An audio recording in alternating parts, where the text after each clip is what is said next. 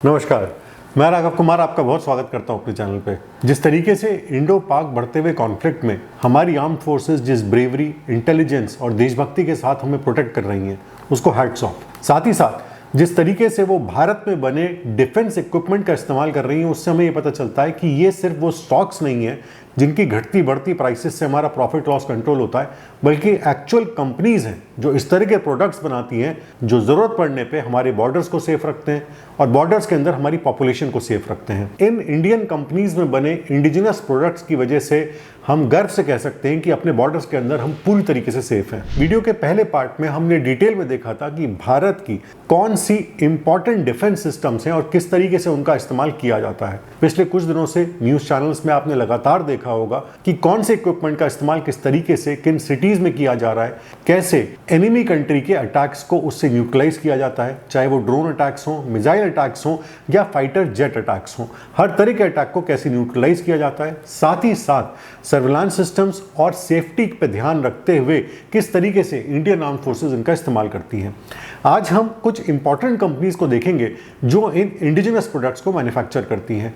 मैं इनकी बहुत ज़्यादा फाइनेंशियल डिटेल्स में नहीं जाऊंगा क्योंकि ये किसी भी तरह की कोई इन्वेस्टमेंट एडवाइस या इन्वेस्टमेंट एडवाइस नहीं है। आज के इस वीडियो को इस पॉइंट ऑफ व्यू से समझने की कोशिश करिए कि किस तरीके से भारत का डिफेंस सेक्टर पूरा आगे की तरफ ग्रो करेगा। जो भी इंडिया पाकिस्तान कॉन्फ्लिक्ट हुआ है उससे एक बात तो तय है कि आने वाले समय में भी भारत सरकार का बहुत ज़्यादा फोकस या कहिए इंक्रीज्ड फोकस डिफेंस की तरफ रहेगा। पिछले 10 सालों में काफ़ी फोकस डिफेंस सेक्टर की तरफ और डिफेंस स्पेंडिंग पे रहा है, बट आने वाले समय में इसके कम होने की अब कोई भी उम्मीद नहीं है। इस कॉन्फ्लिक्ट के बाद ये बात तय है कि स्पेंडिंग बढ़ सकती है और इन कंपनीज को और बढ़ावा दिया जाएगा ताकि ये और एडवांस सिस्टम्स, एडवांस इक्विपमेंट और एडवांस मशीनरी मैन्युफैक्चर कर सकें, जिससे हम अपने बॉर्डर्स को और बॉर्डर के अंदर पॉपुलेशन को और ज़्यादा सेफ बना सकें। यहाँ से इन्वेस्टर्स के लिए कुछ अपॉर्चुनिटीज़ भी निकल सकती हैं, बट उससे पहले इंपॉर्टेंट है ये समझना कि कौन सी वो इंपॉर्टेंट कंपनीज हैं जो इस तरह का इक्विपमेंट मैन्युफैक्चर करती हैं और डिफेंस सेक्टर में कंट्रीब्यूट करती हैं। साथ ही साथ कौन से वो इंपॉर्टेंट इक्विपमेंट्स हैं या इंपॉर्टेंट प्रोडक्ट्स हैं जो वो आज मैन्युफैक्चर करती हैं और आने वाले समय में क्या वो एक्सपैंड या किस तरीके से वो एक्सपैंड करना चाहती हैं, क्या नए प्रोडक्ट्स अपने पोर्टफोलियो में ऐड करना चाहती हैं। तो आइए एक एक करके उन कंपनीज को देखते हैं। साथ ही साथ कमेंट्स में मुझे जरूर बताइएगा कि अगर कोई कंपनी हमसे इस वीडियो में मिस हुई है तो उस कंपनी का नाम आप कमेंट्स में बता सकते हैं। क्या प्रोडक्ट्स वो कंपनी बना सकती है ये भी जरूर बताइएगा। आप जो भी कमेंट्स देंगे उससे सभी भारतीयों को अपनी इस तरह की जनरल नॉलेज बढ़ाने में बहुत फायदा होगा। जैसे कि मैं पहले कह चुका हूं, इस वीडियो को किसी भी तरह की इन्वेस्टमेंट एडवाइस समझने की गलती मत करिएगा, वरना ये आपके पोर्टफोलियो के लिए काफी नुकसानदायक हो सकता है। हम यहाँ पे सिर्फ भारत के डिफेंस सिस्टम और उन कंपनीज को डिस्कस करने बैठे हैं जो कि डिफेंस सिस्टम में कंट्रीब्यूट करती हैं। इस लिस्ट को बनाते समय इसमें large cap, mid cap, small cap, micro cap हर तरह की कंपनी इंक्लूड की गई है। ये वो कंपनीज हैं जो भारतीय स्टॉक एक्सचेंजेस पर लिस्टेड हैं। इनका डिस्कशन किसी भी प्रेफरेंस ऑर्डर में नहीं है क्योंकि ये किसी भी तरह की कोई रिकमेंडेशन नहीं है। सबसे पहले आती है हिंदुस्तान एरोनॉटिक्स लिमिटेड, जो कि भारत की सबसे बड़ी डिफेंस कंपनीज में से एक है। HAL भारत की लीडिंग एरोस्पेस कंपनी है जो एयरक्राफ्ट्स, हेलीकॉप्टर्स, इंजन्स और इनके सिस्टम्स के डिजाइन, डेवलपमेंट और मैन्युफैक्चरिंग में एक्टिवली पार्टिसिपेट करती है। ये इंडियन आर्म्ड फोर्सेस को एयरक्राफ्ट सप्लाई करती है। फ्यूचर प्लान्स में HAL एडवांस्ड कॉम्बैट एयरक्राफ्ट और अनमैन्ड एरियल सिस्टम्स पर फोकस करते हुए अपनी इंडिजिनस मैन्युफैक्चरिंग कैपेबिलिटीज को और बढ़ाना चाहते हैं। नंबर 2, भारत इलेक्ट्रॉनिक्स लिमिटेड यानी कि BEL currently BEL electronic products बनाती है जो डिफेंस और नॉन डिफेंस दोनों सेक्टर्स में यूज किए जाते हैं, जैसे रेडार्स, कम्युनिकेशन सिस्टम्स और electronic warfare systems. Future plans में BEL artificial intelligence, cyber security और होमलैंड सिक्योरिटी सॉल्यूशंस जैसे नए फील्ड्स में डाइवर्सिफिकेशन की प्लानिंग कर रही है। ये कंपनीज या आने वाली जो भी और कंपनीज हम डिस्कस करेंगे, इनके स्पेसिफिक प्रोडक्ट्स और वो स्पेसिफिक चीज़ें जो भारत के डिफेंस में यूज़ की जाती हैं, अगर आप और जानना चाहते हैं तो इस वीडियो के फर्स्ट पार्ट को भी आप देख सकते हैं, जिसका लिंक नीचे डिस्क्रिप्शन में मिलेगा। Number 3, solar industries India limited. Current contribution में ये एक्सप्लोजिव और प्रोपेलेंट्स बनाती है जो डिफेंस एम्यूनेशन और मिसाइल सिस्टम्स में इस्तेमाल किए जाते हैं। फ्यूचर प्लान्स में कंपनी अपने डिफेंस प्रोडक्ट पोर्टफोलियो को बढ़ाने और एक्सपोर्ट्स को ग्लोबल लेवल तक बढ़ाने की योजना बना रही है। इनसे छोटी कुछ कंपनीज अगर देखी जाए तो भारत डायनामिक्स लिमिटेड यानी कि BDL, करंटली ये कंपनी डिफेंस सेक्टर में किस तरीके से कंट्रीब्यूट करती है। ये गाइडेड मिसाइल्स और एलाइड डिफेंस इक्विपमेंट बनाती है और इंडियन आर्म फोर्सेस को सप्लाई करती है।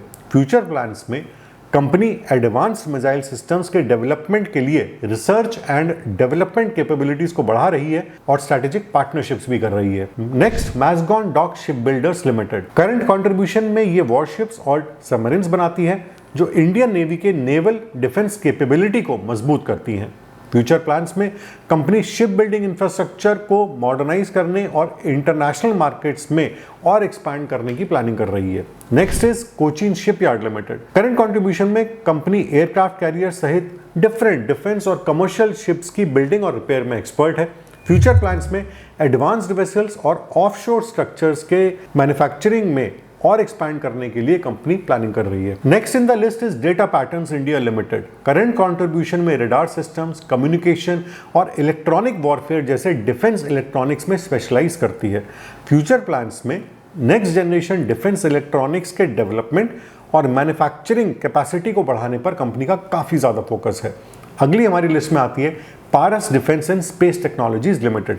इसके बारे में हमने पहले भी एक वीडियो में डिस्कस किया है। करंट कंट्रीब्यूशन में कंपनी डिफेंस ऑप्टिक्स, इलेक्ट्रॉनिक्स और स्पेस सिस्टम्स में काम करती है और क्रिटिकल कंपोनेंट सप्लाई करती है।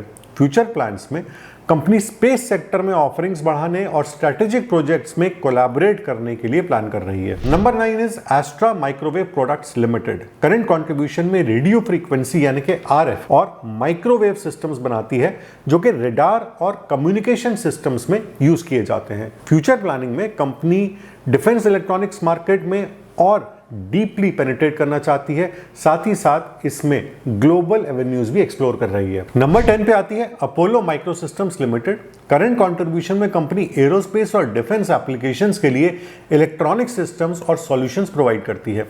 फ्यूचर प्लानिंग में कंपनी एडवांस्ड इलेक्ट्रॉनिक्स के डेवलपमेंट और सेक्टर में इस प्रेजेंस को और इंक्रीज करने के लिए प्लान कर रही है और उस पर फोकस कर रही है। नंबर 11 पे आते हैं एमटार टेक्नोलॉजीज लिमिटेड, जिसके बारे में हमने पहले भी वीडियो बनाया है। करंट कंट्रीब्यूशन में कंपनी प्रिसिशन कंपोनेंट्स बनाती है जो कि डिफेंस, स्पेस और न्यूक्लियर सेक्टर्स में इस्तेमाल किए जाते हैं।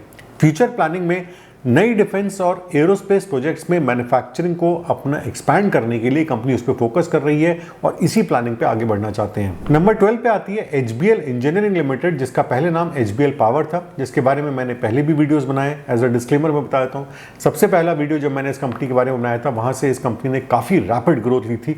तब ये एक छोटी माइक्रो कैप कंपनी थी, लेकिन आज इस कंपनी की प्रेजेंस बहुत बड़ी है और इसने कई नए वर्टिकल्स में भी अपने आप को एक्सपैंड किया है। करंट कंट्रीब्यूशन में कंपनी पावर सॉल्यूशंस, बैटरीज और इलेक्ट्रॉनिक सिस्टम्स बनाती है जो कि डिफेंस एप्लीकेशंस में यूज होते हैं। इनकी बनाई हुई बैटरीज मिसाइल सिस्टम्स में भी यूज की जाती हैं। फ्यूचर प्लानिंग में company advance electronic fuses, electric drive systems और रेलवे सिस्टम टेक्नोलॉजीज जैसे कि कवच में एक्सपैंड करना चाहती है। कवच में ये काफी एक्टिवली अभी भी काम कर रहे हैं और इनको कुछ प्रोजेक्ट्स भी मिले हैं। नेक्स्ट आते हैं जेन टेक्नोलॉजीज लिमिटेड, करंट कंट्रीब्यूशन में डिफेंस ट्रेनिंग सिमुलेटर्स और एंटी ड्रोन सिस्टम्स बनाती है जो कि कॉम्बैट ट्रेनिंग में यूज होते हैं। फ्यूचर प्लान में जेन टेक्नोलॉजीज सिमुलेशन टेक्नोलॉजीज को आगे बढ़ाने और प्रोडक्ट ऑफरिंग्स को और ज्यादा एक्सपैंड करने के लिए प्लान कर रहे हैं। Next in the list is idea forge technology limited, current contribution में सर्विलांस और रिकॉनेसांस के लिए UAVs बनाती है। UAV का मतलब होता है unmanned aerial vehicle. Future plans में कंपनी ड्रोन टेक्नोलॉजी में इनोवेशन और मार्केट रीच को और एक्सपैंड करना चाहती है। Next in the list is high energy batteries India limited, current contribution में डिफेंस और एरोस्पेस सिस्टम्स जैसे टॉर्पीडो प्रोपल्शन के लिए कंपनी ये बैटरीज मैन्युफैक्चर करती है और फ्यूचर प्लान्स में high energy batteries, advance defence batteries के डेवलपमेंट पर काम कर रही है। Next in the list is Taneja aerospace and aviation limited, current contribution में कंपनी एयरक्राफ्ट मैन्युफैक्चरिंग और मेंटेनेंस में एंगेज्ड है जो डिफेंस एविएशन को सपोर्ट करते हैं। फ्यूचर प्लान्स में कंपनी डिफेंस एविएशन प्रोजेक्ट्स में और ज्यादा कंट्रीब्यूट करना चाहते हैं, मैन्युफैक्चरिंग को एक्सपैंड भी करना चाहते हैं। Next company is Avantel limited जो कि करंट कंट्रीब्यूशन में सैटेलाइट कम्युनिकेशन और वायरलेस सिस्टम्स बनाते हैं जो डिफेंस कम्युनिकेशंस के लिए इंपॉर्टेंट है। एज अ डिस्क्लेमर मैं आपको बताता हूं कि एवेंटल में मैंने पर्सनली भी इन्वेस्ट किया था। जब मैंने सबसे पहली बार इस कंपनी को सिलेक्ट किया था उसके बाद इस कंपनी ने काफी रैपिड ग्रोथ ली थी। ये भी एक छोटी माइक्रो कैप कंपनी थी, बट आज इस कंपनी की प्रेजेंस बहुत बड़ी है। फ्यूचर प्लान्स में एवेंटल आंध्र प्रदेश और तेलंगाना में मैन्युफैक्चरिंग एक्सपैंड करने, सैटेलाइट डेटा रिसेप्शन सर्विसेज और सॉफ्टवेयर डिफाइंड रेडियोस पर काफ़ी ज़्यादा फोकस कर रहे हैं। तो ये थी भारत की कुछ इंपॉर्टेंट कंपनीज जो कि अलग अलग सेगमेंट्स यानी कि large cap, mid cap, small cap, micro cap space से आती हैं और भारत के डिफेंस सेक्टर में काफ़ी इंपॉर्टेंटली कंट्रीब्यूट करती हैं। अपने अलग अलग कंट्रीब्यूशन से ये कंपनीज भारत के डिफेंस लैंडस्केप को ओवरऑल काफ़ी स्ट्रेंथन करती हैं, चाहे वो कॉम्बैट एयरक्राफ्ट्स हो, मिसाइल सिस्टम्स हो, सबमरीन्स हो या अनमैन्ड एरियल व्हीकल्स हो। इनके मैन्युफैक्चरिंग से लेकर के advance electronic warfare systems, batteries और सिमुलेशन टेक्नोलॉजीज, इस पूरे स्पेक्ट्रम को कवर करते हुए ये कंपनीज ना सिर्फ आर्म फोर्सेस को काफ़ी पावरफुल बना रही हैं, उन्हें काफ़ी स्ट्रेंथ प्रोवाइड कर रही हैं, बल्कि आत्मनिर्भर भारत में भी पूरी तरीके से कंट्रीब्यूट कर रही हैं। और आत्मनिर्भर भारत सिर्फ मैन्युफैक्चरिंग या कंजम्पशन के लिए नहीं है, आत्मनिर्भरता का बहुत बड़ा मतलब होता है कि हम डिफेंस कैपेबिलिटीज़ भी पूरी रखते हैं और किसी और पे हम डिपेंडेंट नहीं है अपनी सेफ्टी के लिए। सबसे इंस्पायरिंग बात यह है कि भारत की डिफेंस कंपनीज का फोकस सिर्फ प्रेजेंट पे नहीं है बल्कि फ्यूचर एक्सपेंशंस और फ्यूचर इनोवेशंस पे भी है। रिसर्च एंड डेवलपमेंट पे, इंडिजिनस टेक्नोलॉजीज को डेवलप करने पे, अपने प्रोडक्ट्स को बाहर एक्सपोर्ट करने पे और अपने डोमेस्टिक कंजम्पशन या डोमेस्टिक यूज़ के लिए भी किस तरीके से प्रोडक्ट्स की रेंज बढ़ाई जा सकती है, इन्हें और यूजफुल बनाया जा सकता है, इस पे भी इन कंपनीज का और इस तरह की सभी कंपनीज का काफी ज्यादा फोकस है। पिछले कुछ दिनों में ये बात तो क्लियर है कि पहले के मुकाबले आज डिफेंस प्रिपेयर्डनेस काफी ज्यादा इंपॉर्टेंट हो चुकी है और भारत ने यह साबित कर दिया है कि वो इस बात में किसी भी तरीके से पीछे नहीं है। डिफेंस कंपनीज का कंट्रीब्यूशन सिर्फ नेशनल सिक्योरिटी को ही नहीं दर्शाता बल्कि इन्वेस्टर्स के लिए भी बहुत अच्छी अपॉर्चुनिटीज निकाल के लाता है। जो कंपनीज भारत के बॉर्डर्स को सिक्योर करती हैं वो हमारे पोर्टफोलियो को भी स्ट्रेंथ प्रोवाइड कर सकती हैं। आज की वीडियो को यहीं खत्म करते हैं, अगली बार फिर मिलेंगे किसी नई इंफॉर्मेशन के साथ। जय हिंद।